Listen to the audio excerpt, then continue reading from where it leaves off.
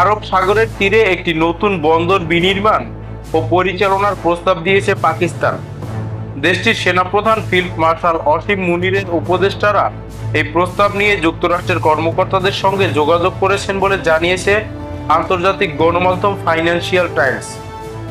গত শুক্রবার প্রকাশিত প্রতিবেদনে ফাইন্যান্সিয়াল টাইমস জানায়, পাকিস্তানের প্রস্তাবটি মূলত মার্কিন বিনিয়োগকারীদের বেলুচিস্তান প্রদেশের গুরুত্বপূর্ণ খনিজ সম্পদ খাতে যুক্ত করার একটি অংশ। এই পরিকল্পনার অধীনে সাগর তীরবর্তী মাছের শহর পাসনিকে একটি কৌশলগত টার্মিনাল শহর হিসেবে গড়ে তোলার প্রস্তাব করা হয়েছে।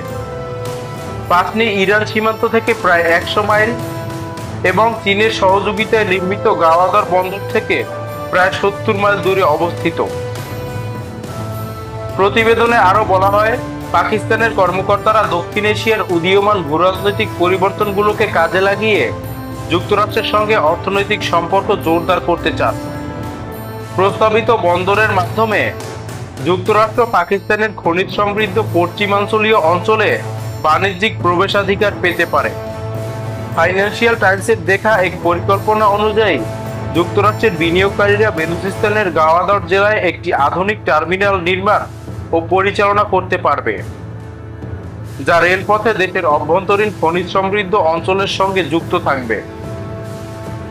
তবে পরিকল্পনায় স্পষ্টভাবে বলা হয়েছে, প্রস্তাবিত বন্দরটি সামরিক ঘাঁটি হিসেবে ব্যবহার করা হবে না, বরং এটি হবে সম্পূর্ণ বাণিজ্যিক প্রকল্প।